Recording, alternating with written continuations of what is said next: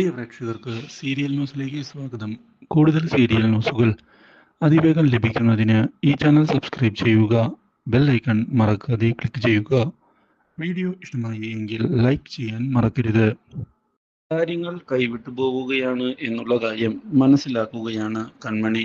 മാത്രവുമല്ല, കൺമണി ഇതേ തുടർന്ന് ഡിസൈൻ വരച്ചു കൊടുക്കുന്നതിന് തീരുമാനം എടുക്കുകയും ഒടുവിൽ താൻ ഡിസൈൻ ചെയ്ത സാധനം കൊടുക്കുകയും ചെയ്യുന്നു ചേട്ടന്. ഇതോടെ മനോജ് ഡിസൈൻ കൈമാറുന്നതിന് വേണ്ടി പോകാൻ ഒരുങ്ങുകയാണ്. ഇതിനിടയിലാണ് കൺമണി തളർന്നു വീഴുന്നത്. അപ്രതീക്ഷിതമായ ഈ കാര്യം ഞെട്ടിച്ചു കളഞ്ഞതിനെ തുടർന്ന് വീട്ടുകാരെല്ലാം എന്താണ് സംഭവിച്ചത് എന്നറിയാതെ പകച്ച് നോക്കി നിൽക്കുകയാണ്.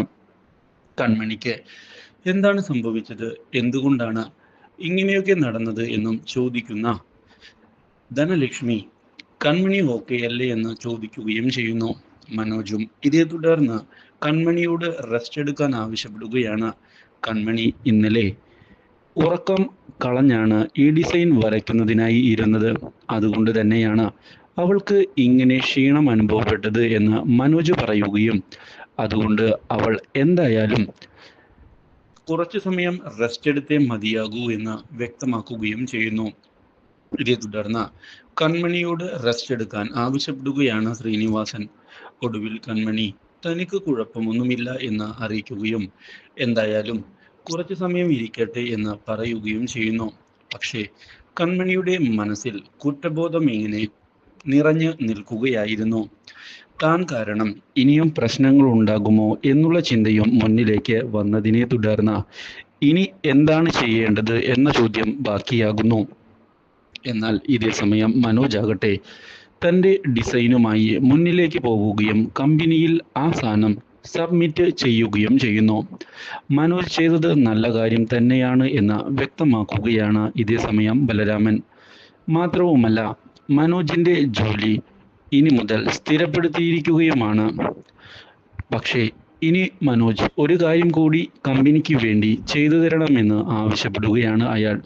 ഇതോടെ മനോജ് ഞാൻ എന്താണ് കമ്പനിക്ക് വേണ്ടി ചെയ്യേണ്ടത് എന്ന് ചോദിക്കുന്നു. അത് മറ്റൊന്നുമല്ല, മനോജ് കൺമണിയെ ഈ കമ്പനിയിലേക്ക് കൊണ്ടുവരണം.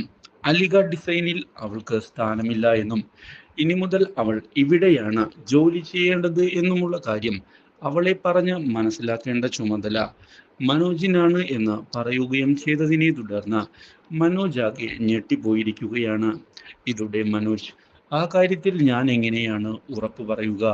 അവൾ അവിടെ ജോലി ചെയ്യണമോ ജോലി ചെയ്യണ്ടയോ എന്ന് തീരുമാനിക്കേണ്ടത് അവളല്ലേ.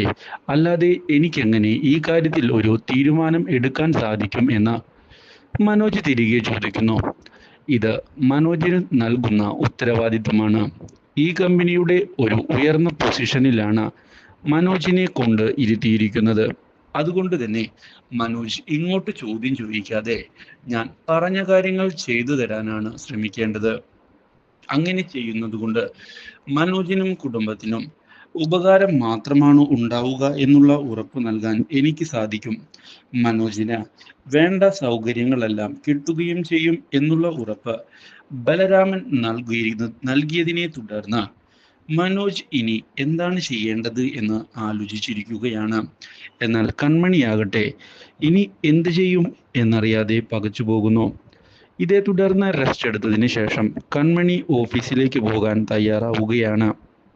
ഇനിയും ഓഫീസിലേക്ക് വൈകിട്ട് കാര്യമില്ല എന്ന് ഉറപ്പിക്കുന്ന കൺമണി തിരികെ കൃഷിന്റെ ഓഫീസിലേക്ക് എത്തിയതിനെ തുടർന്ന് കൺമണിയുടെ തിരിച്ചുവരവിനായിട്ടാണ് ഞങ്ങളെല്ലാവരും കാത്തിരിക്കുന്നത് എന്ന് ദേവ്ജി പറയുന്നു. ഡിസൈനർ കൺമണിയാണ് ഇനി ഈ അലിഗ ഡിസൈൻസിന്റെ സൂപ്പർ സ്റ്റാർ. മാത്രവുമല്ല, ഇനി കൺമണി പറയുന്നതായിരിക്കും ഇവിടത്തെ കാര്യങ്ങൾ എന്ന് ദേവ്ജി വ്യക്തമാക്കുകയും ചെയ്യുന്നത് എല്ലാവർക്കും ഇഷ്ടമാകുന്നു. സാഗറും അതുപോലെ തന്നെ കൃഷും ഈ കാര്യം അഭിനന്ദിച്ചുകൊണ്ട് സ്വീകരിക്കുകയാണ് ചെയ്യുന്നത്. എന്നാൽ മാനസിക്ക് ഇത് പൂർണ്ണമായി അംഗീകരിക്കാൻ സാധിക്കുന്നുമില്ല. പക്ഷേ ഇതൊക്കെ കണ്ടു നിൽക്കുന്ന കൺമണി എന്താണ് ഇനി ചെയ്യേണ്ടത് എന്ന ചോദ്യത്തിന് മുന്നിൽ പകച്ചുപോയിരിക്കുകയാണ്. കാര്യങ്ങൾ കൈവിട്ടു പോകുമോ എന്ന് കൺമണി ഭയപ്പെടുകയും ചെയ്യുന്നു. തനിക്ക് ഇപ്പോൾ നൽകിയത് തന്നെ അമിത ഭാരമായിട്ടാണ് തനിക്ക് തോന്നിയിരിക്കുന്നത് എന്ന് ഇതേ തുടർന്ന് വ്യക്തമാക്കാൻ കൺമണി തയ്യാറാകുന്നു. പക്ഷേ കൺമണിയുടെ മുഖത്തെ ദുഃഖം വായിച്ചെടുക്കുന്നതിന് തയ്യാറാവുകയാണ് ദേവ്ജി. എല്ലാവരും പോയി കഴിഞ്ഞതിനെ തുടർന്ന് ദേവ്ജി മുന്നിലേക്ക് കടന്നു വരുന്നു. കൺമണി, എന്താണ് മുഖത്തൊരു ദുഃഖം? കാര്യം എന്തെങ്കിലും ഉണ്ട് എങ്കിൽ എന്നോട് തുറന്നു പറയാൻ മടിക്കേണ്ടതില്ല. ഈ കാര്യം കേട്ടതിനെ തുടർന്ന് എങ്ങനെ പറയും, എന്ത് പറയും എന്ന് എനിക്കറിയില്ല സാർ. ഇപ്പോൾ എനിക്ക് കിട്ടിയ അംഗീകാരമെല്ലാം കൂടുതൽ കൂടുതൽ ഭാരമായിട്ടാണ് എനിക്ക് തോന്നുന്നത്. അത് ഒരു പക്ഷേ എൻ്റെ തെറ്റിദ്ധാരണ കൊണ്ടാകാം. എനിക്ക് എന്താണ് ഈ കാര്യത്തിൽ ചെയ്യേണ്ടത് എന്ന് പോലും അറിയാൻ സാധിക്കുന്നില്ല. മാത്രവുമല്ല, വീട്ടിലും കുറച്ച് പ്രശ്നങ്ങൾ നടക്കുകയാണ് എന്ന് പറഞ്ഞതിനെ തുടർന്ന് കൺമണിയോട് കാര്യങ്ങൾ വിശദമാക്കാൻ ആവശ്യപ്പെടുകയാണ് ദേവ്ജി ചെയ്യുന്നത്.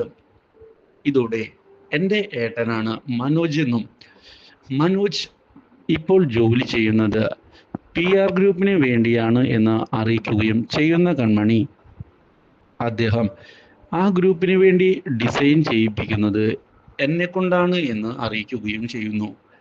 ഈ കാര്യം കേട്ടതിനെ തുടർന്ന് ദേവ്ജി ആകെ ഞെട്ടിപ്പോയിരിക്കുകയാണ്. ഇതോടെ ഇനി എന്തു പറയും, എങ്ങനെ പറയും എന്നീ ചോദ്യങ്ങൾക്ക് മുമ്പിൽ പകച്ചുപോകുന്ന ദേവ്ജി കാര്യങ്ങൾ കൈവിട്ടു പോവുകയാണ് എന്ന് തിരിച്ചറിഞ്ഞതിനെ തുടർന്ന് കൺമണിയെ എങ്ങനെ സഹായിക്കും എന്ന് ആലോചിക്കുന്നു. കൺമണിയുടെ വിഷമം എനിക്ക് മനസ്സിലാക്കാൻ സാധിക്കുന്നുണ്ട്. പക്ഷേ എനിക്ക് നിന്നെ സഹായിക്കുന്നതിനായി എന്തെങ്കിലും ചെയ്യുന്നതിൽ ഒരു ലിമിറ്റേഷൻ ഉണ്ട് എന്നുള്ളതാണ് യാഥാർത്ഥ്യം എന്ന് വ്യക്തമാക്കുന്ന ദേവ്ജി, രണ്ട് കമ്പനിക്കും കൂടി ജോലി ചെയ്യുന്നത് ഒരിക്കലും നല്ലൊരു കാര്യമല്ല എന്ന് ഓർമ്മപ്പെടുത്തുകയും ചെയ്തിരിക്കുകയാണ് കൺമണിയെ. ദേവ്ജിയുടെ ഈ ഓർമ്മപ്പെടുത്തൽ ഞെട്ടിച്ചു കളയുകയും ചെയ്യുന്നു കൺമണിയെ. Do like, share and subscribe.